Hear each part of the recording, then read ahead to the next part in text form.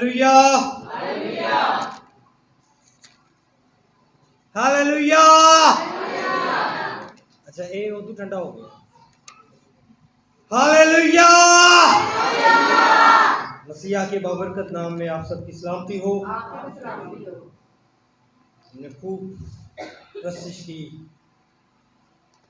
खुदावंद का तख्त यहाँ पर लगा हुआ है, हम उसकी ताज़ीम करते हैं, उसकी शुक्रगुजारी करते हैं इस खूबसूरत दिन के लिए। ये शुभ, ये दिन उसने हमारी जिंदगियों में बख्शा है।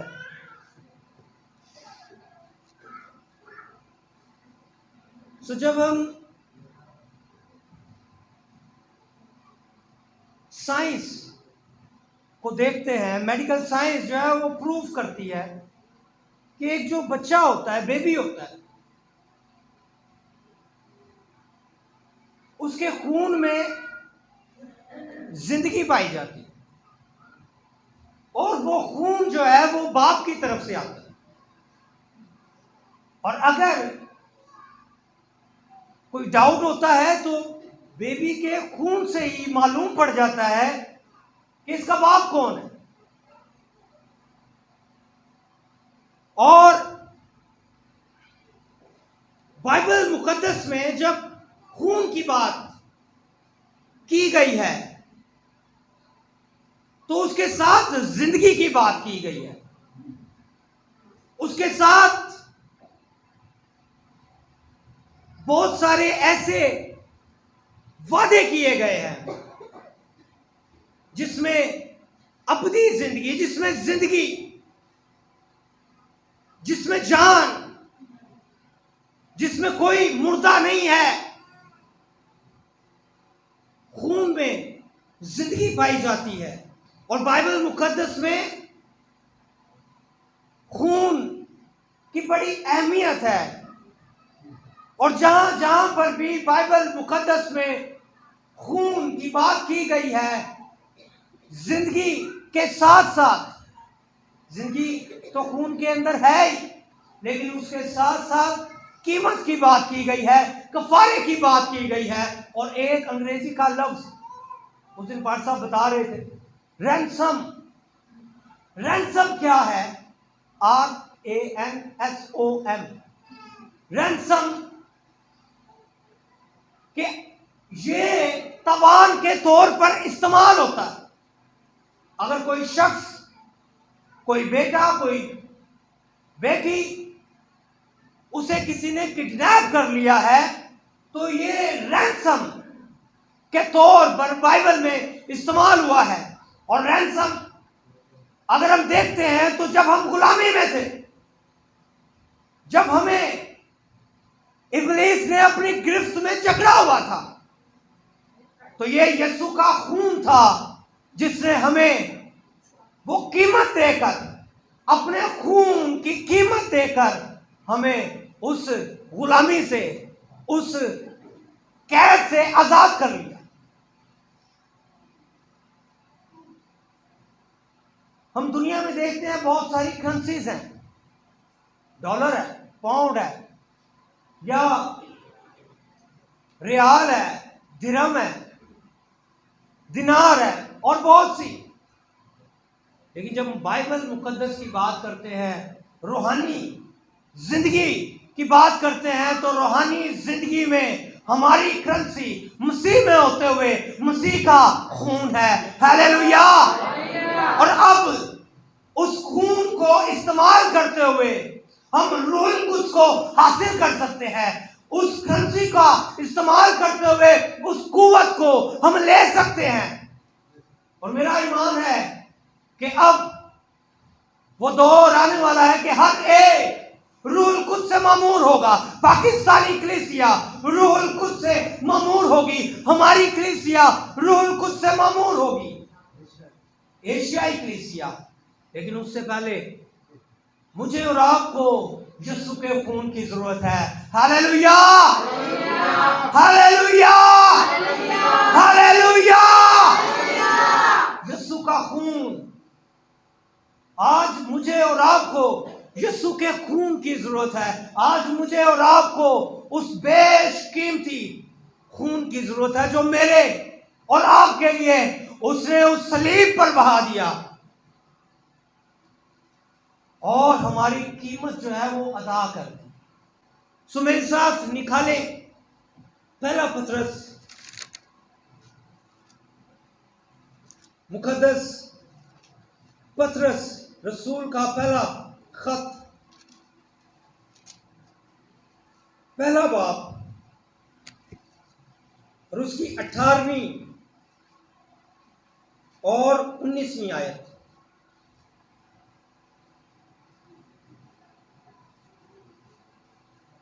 क्योंकि तुम जानते हो कि तुम्हारा निकम्मा चाल चलन जो बाप दादा से चला आता था, उससे तुम्हारी खलासी फानी चीजों यानी सोने चांदी के जरिया से नहीं हुई, बल्कि एक बेऐब और बेदाग बरे यानी मसीह के बेशकीमत खून से।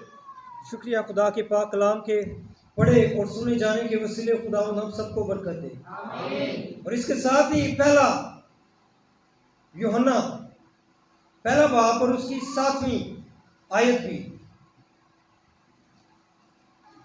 लेकिन अगर हम नूर में चले जिस तरह के वो नूर में है, तो हमारी आपस में शराकत है और उसके बेटे यीशु का खून हमें तमाम गुनाह से पाक करता है।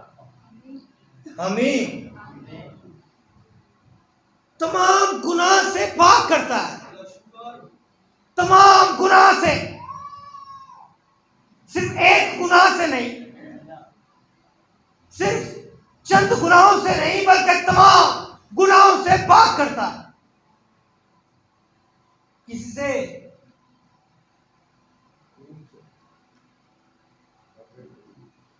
अक्सर औकात जो है वो पूछ लिया जाता है कि क्या यीशु का खून आज भी, हम तो शायद नहीं, लेकिन दूसरे मुल्कों में वो पूछते हैं कि कैसे ये खून जो है वो तमाम लोगों के लिए,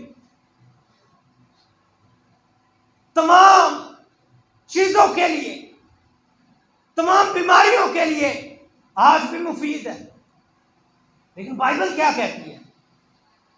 बाइबल कहती है क्योंकि खुदा ने दुनिया से ऐसी मोहब्बत रखी कि उसने अपना इकलौता बेटा बख्श दिया ताकि जो कोई उस पर ईमान लाए हलाक ना हो बल्कि हमेशा की जिंदगी पाए। पूरी दुनिया, तमाम लोग। और यहां पर क्या लिखा है? तमाम गुनाह। सिर्फ एक बंदा नहीं, सिर्फ वो लोग नहीं जिनसे वो प्यार करता है, कुछ चुनिंदा लोग नहीं, कोई 1000, 2000, 5000 या 10,000 का शुमार नहीं है, बल्कि पूरी दुनिया। और पूरी दुनिया के तमाम गुनाहों के लिए यीशु का खून आज भी करामत है। हालेलुया। यीशु का खून क्यों आज भी कुदरत बख्श है? क्यों यीशु का खून कुव्वत वाला है? क्यों यीशु का खून हर गुनाह के लिए हमें पाक करने की कुदरत रखता है? क्या वजह है कि यीशु का खून जो है वो पाक है, वो पाक करता है। यीशु का खून कुव्वत बख्शता है, यीशु का खून ताकत बख्शता है। क्या वजह है? क्या वजह है? हाँ जी, यही तो पूछा जा रहा है कि क्या वजह है, क्यों वो बेशकीमती है। सो मैंने आगाज यहीं से किया था कि मेडिकल साइंस जो है वो कहती है कि बेटे का खून जो है वो बाप की तरफ से आता है, और अगर यीशु मसीह का बाप होता तो सारी दुनिया तो क्या, चंद लोगों को तो क्या, बल्कि एक शख्स के लिए भी कारामद ना होता। किसी एक को भी वो पाक ना कर सकता, किसी एक को भी वो शिफा ना दे सकता। उसका खून मेरी तरह आम सा खून होता, आपकी तरह। आम सा खून होता, लेकिन यीशु मसीह का खून जो है वो आम नहीं था। यीशु मसीह का खून इसलिए बेशकीमती खून है क्योंकि ये खुदा बाप का खून है। हालेलुया। मरियम को फरिश्ते ने क्या कहा? ओ उसके बेटा होगा और तुझ पर खुदा का रूह नाजिल होगा, तुझ पर खुदा ताला की कुदरत साया डालेगी और इसी सबब से यह मौलूद मुकद्दस खुदा का बेटा कहलाएगा। हालेलुया। इस सबब से यीशु का खून कीमती खून है, इस सबब से यीशु का खून बेशकीमती खून है, इस सबब से यीशु का खून तमाम दुनिया के गुनाहों के पाक करने के लिए काफी है। हालेलुया। यीशु का खून पाक करता है, यीशु का खून तमाम दुनिया को पाक करने के लिए आज भी मुफीद है। वो खून जो 2023 साल पहले जितना कुदरत बख्श था, 2023 साल में भी वो उतना ही कारामद है, उतना ही कुदरत वाला है। सिर्फ आपको उस खून को अपने ऊपर लेने की जरूरत है। हालेलुया। यीशु का खून आज भी वैसे ही काम करता है। राइनहार्ड बोंके से किसने पूछा कि यीशु का खून जो है वो कैसे हमें पाक कर सकता है? वो 2000 साल पहले बहा था और आज क्या उसकी उतनी ही कुदरत है, उसमें उतनी ही कुव्वत है? या शायद ये कुछ लोगों को शिफा दे सकता है, कुछ लोगों को पाक कर सकता है? तो राइनहार्ड ने उसे जवाब दिया कि अगर आप किसी साबुन की फैक्ट्री में हैं तो क्या आप पाक साफ हो जाएंगे? क्या आपके जिस्म से खुशबू आना शुरू हो जाएगी? जब तक उस साबुन को अपने ऊपर लगाया नहीं जाएगा, उससे अपना चेहरा साफ नहीं किया जाएगा, हमारी बदबू दूर नहीं हो सकती। इसी तरह अगर कोई गुनहगार उस खून को अपने जिस्म पर, अपने बदन पर लगा लेता है तो उसकी सारी नजासत खत्म हो जाती है। हालेलुया। यीशु का खून मुझे और आपको पाक करता है। यीशु का खून जो है जैसे हजारों लाखों अरबों लोगों को वो पाक करता हुआ आया है, वैसे ही वो आज हमें भी पाक करने की कुदरत रखता है। तमाम लोगों के गुनाहों को वो पाक करने की कुदरत रखता है। यीशु का खून, अगर आप खौफ में मुब्तला है, अगर आप किसी बीमारी में मुब्तला है, वो दिल का मर्ज हो सकता है, वो गुर्दों की प्रॉब्लम हो सकती है, वो कोई मेंस्ट्रुअल डिसऑर्डर हो सकता है, वो कोई भी ऐसी बीमारी हो सकती है जिसका इलाज नहीं हो, चाहे वो कितना ही बड़ा कैंसर क्यों ना हो, चाहे वो एड्स की बीमारी क्यों ना हो। यीशु का खून उन तमाम बीमारों के लिए मुफीद है। हालेलुया। यीशु का खून पाक करता है। यीशु का खून जो है उसके सामने कोई बीमारी ठहर नहीं सकती। कोई भी बीमारी है, डॉक्टर्स अक्सर औकात अलग अलग मेडिसिन यूज करते हैं। बुखार के लिए अलग है, दिल के मर्ज के लिए अलग है, किडनीज की प्रॉब्लम है तो वो मेडिसिन चेंज है। कोई भी बीमारी के लिए कोई भी अलग अलग मेडिसिन, लेकिन ये ऐसा खून है जो भी बीमारी हो, किसी भी रुकावट में हो, कोई भी तूफान हो, कोई भी मर्ज हो, ये यीशु का खून हमें पाक और साफ कर देता है। हालेलुया। यीशु का खून एक मोहर भी है। यीशु का खून एक मोहर भी है। जो मसीह में आ जाता है, यीशु का खून उसके लिए निशान बन जाता है। पुराने अहदनामा में जब हम देखते हैं, एबार की किताब मेरे साथ देखिए, उसका 14वां बाब है,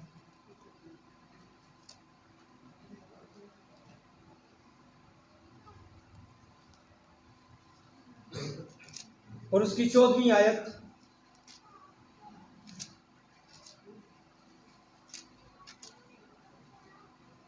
और काहिन जुर्म की कुर्बानी का कुछ खून ले, और जो शख्स पाक करार दिया जाएगा उसके दाहिने कान की लो पर और दाहिने हाथ के अंगूठे पर और दाहिने पांव के अंगूठे पर उसे लगाए।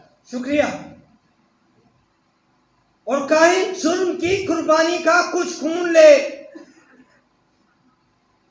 और जो शख्स पाक करार दिया जाएगा उसके दाहिने कान की लो पर और दाहिने हाथ के अंगूठे पर और दाहिने पांव के अंगूठे पर उसे लगाए।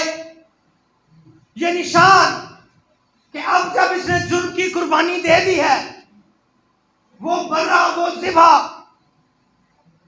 जो है उसे जिबा कर दिया गया है, तो जब अब ये बाहर जाएगा तो लोग इस निशान को देखकर समझ जाएंगे कि इसने अपने गुनाहों का, इसने अपने जुर्म का कफारा दे दिया है। लेकिन जो ही हम नए अहदनामा में आते हैं, हमें बताया गया है कि हमारा कफारा किसने दिया है? यीशु मसीह नासरी ने दिया है। हमें वो शायद निशान नजर नहीं आते, वो मार्क, वो मोहर नजर नहीं आती, लेकिन कोई है जिन्हें वो नजर आती है।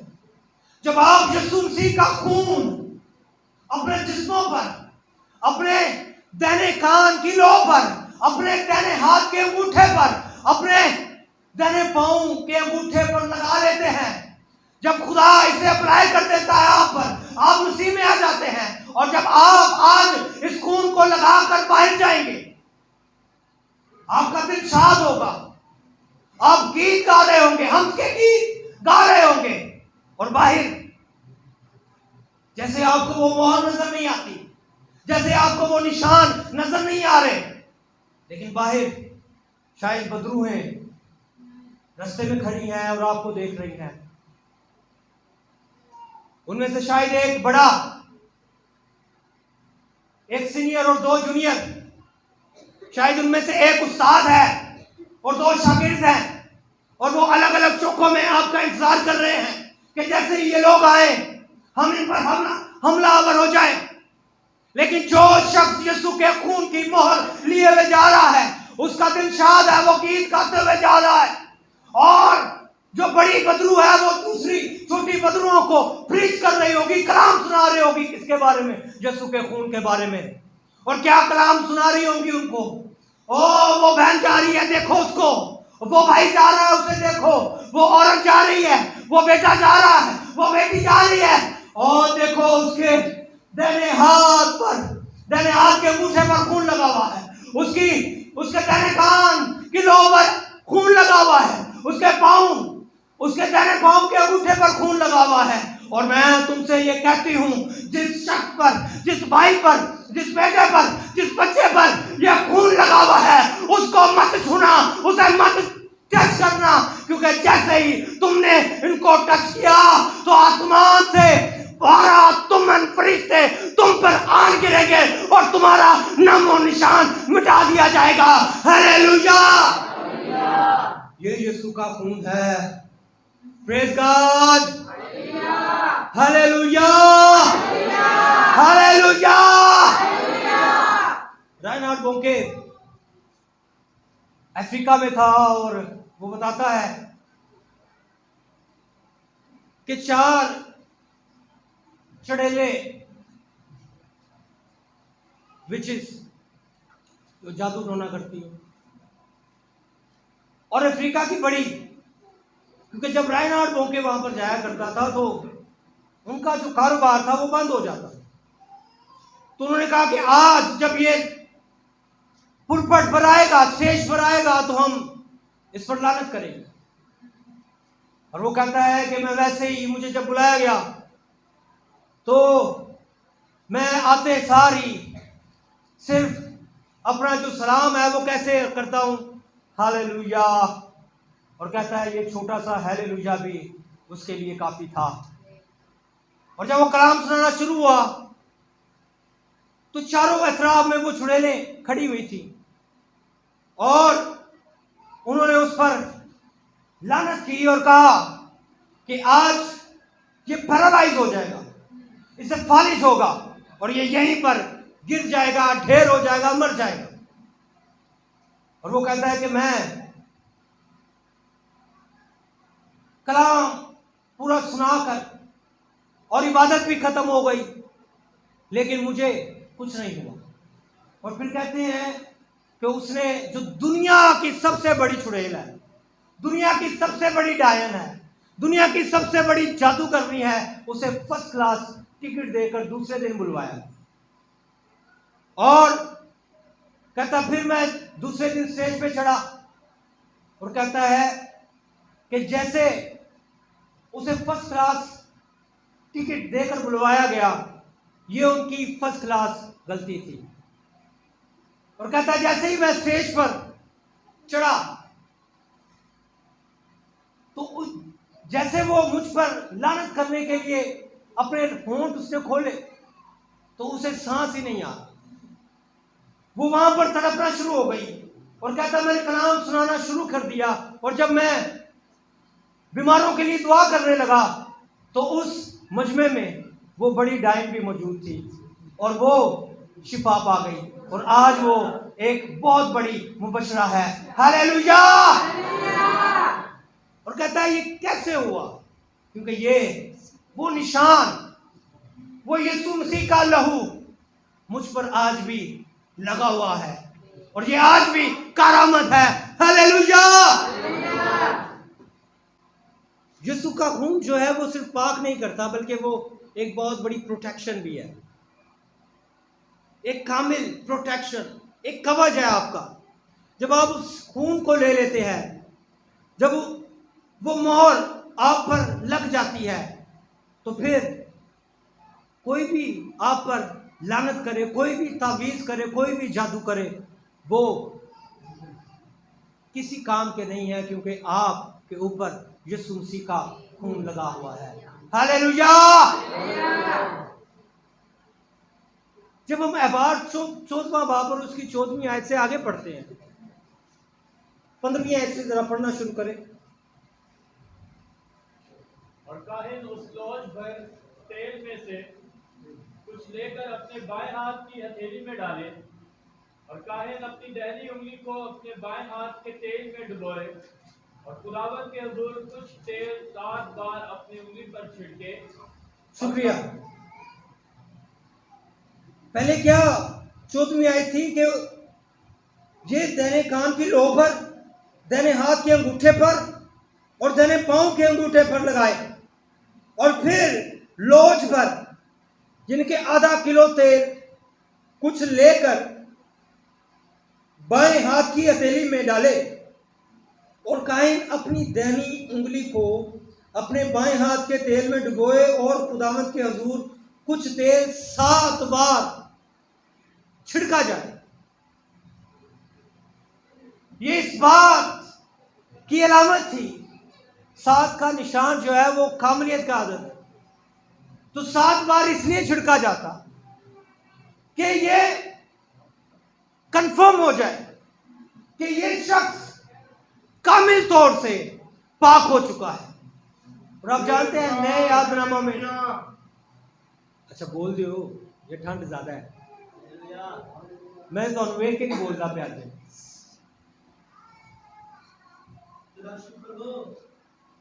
भाई ने एक बात कही थी कि जब हम कुछ गा रहे होते हैं या सुन रहे होते हैं तो हमें शायद उन लफ्जों पे गौर नहीं करते, अगर गौर करें तो हमारे मुंह जो है वो थके हुए ना हो। मैं अक्सर औकात कहता हूं कि मैं खुशखबरी सुनाता हूं और आपका चेहरा जो है उदास हुआ होगा। यीशु का खून जो है वो कामिल खून है और जब उसने मोहर की तो यीशु का खून भी जो है वो 7 बार बहाया गया। पहली बार जब बागे गतसमनी में था, उसका पसीना जो है खून की बड़ी बड़ी बूंदें बनकर टपकना शुरू हुआ। यीशु उस वक्त बड़ा डिप्रेस्ड, बहुत खौफदारी उसके ऊपर, बड़ी दहशतदारी, लेकिन वो खून बहाया उस वक्त। वो किस लिए बहाया गया? ताकि मैं डिप्रेशन में ना आऊं। हालेलुया। वो खून इसलिए बहा दिया गया ताकि मैं खौफ में ना चला जाऊं। वो खून इसलिए गतसमनी में बहा दिया गया ताकि मैं कभी दहशत ज़दा ना हो पाऊं, मुझे कोई हरासा ना कर सके, मैं डिप्रेशन की पीक पर ना चला जाऊं। दूसरी बार उसका खून बहाया गया जब वो काइफा के घर में था, जब उसकी दाढ़ी नोची गई तो उसका खून बहा।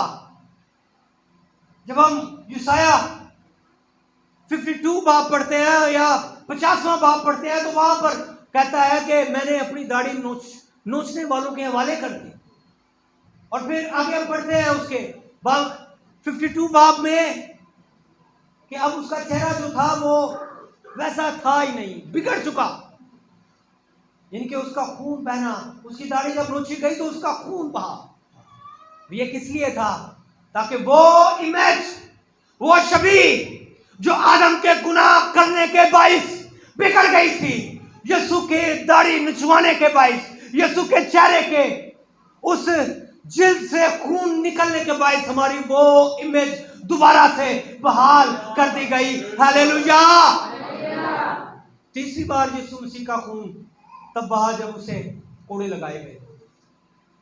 और बड़ी बार हमने बात किया ये कोड़ा कैसा था। 39 टाइम्स। मैं बड़ा गौर कर रहा था कि ये 39 ही क्यों लगाए गए। 39 का आदत जो है वो गुड लक की निशानी है, अच्छी सेहत की अलामत है, अच्छी वेल्थ की निशानी है। जब यीशु की पीठ पर कोड़े बरसाए गए, वो हमारी जिस्मानी ख्वाहिश के लिए, हमारी जिस्मानी कमजोरी के लिए, कि वो दूर हो जाए। लिखा है कि तेरे मार खाने के बाइस हमने, जब उसे कोड़े लगाए जा रहे थे तो हमारी सारी कैंसर, हमारे सारे दिल के अमराज, हमारे सारे गुर्दे की प्रॉब्लम्स, यीशु उस मार के सबब से वो सारे मर्द खत्म किए जा रहे थे। हालेलुया। अब जब आप किसी ऐसे मर्ज में मुब्तला होते हैं तो उसे याद करवाया कीजिए, यही काफी है कि ऐ खुदावंद तूने मेरे लिए कोड़े खाए, और वो कोड़े जब तुझ पर बरसे, वो मार जब तुझे पड़ी, तेरा खून बहा दिया गया, वो खून मेरी इस शिफा के लिए था। तो आप शिफा पा जाएंगे। आपको लंबी दुआ करने की जरूरत नहीं पड़ेगी, सिर्फ ये वादा उसे याद करवाए, वो लहू को अप्लाई कर ले अपने आप पर। चौथी बार यीशु मसीह का खून तब बहा जब उसके सर पर कांटों का ताज रखा गया।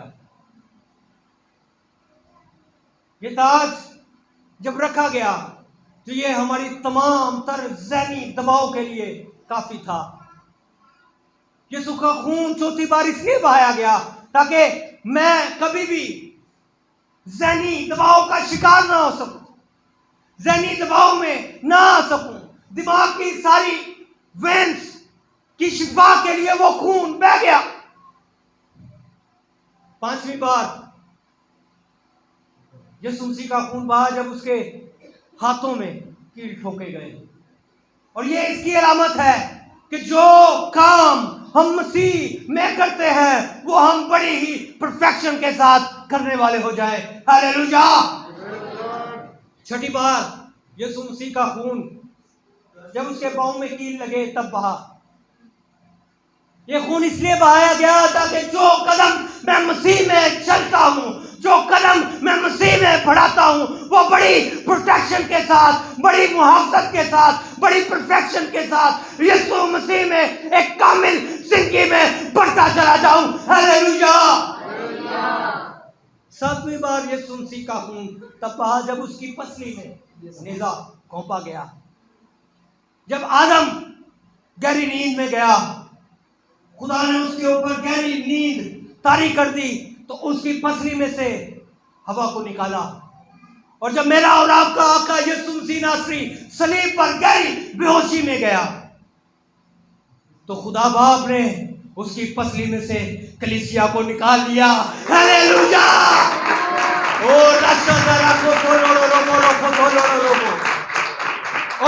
हमारा आगाज उस सलीब पर हुआ। तो क्या मैं और आप उस सलीब के बगैर कुछ हैं? आज मुझे और आपको यीशु के खून की जरूरत है। मैं चाहता था कि कुछ देर हम आज दुआ में गुजारें और यीशु के खून को और इसकी अहमियत को जानें। इसलिए मैंने कुछ ज्यादा पॉइंट्स यीशु के खून के बारे में टच नहीं किए। सो आए हम दुआ करें, दुआ में आज ठहर जाए। आज अपने सारे जी के साथ, सारे दिल के साथ, आजादी के साथ झुकना चाहे तो आप झुक सकते हैं।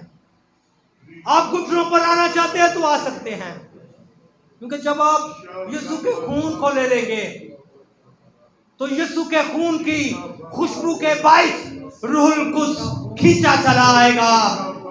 ओ राशि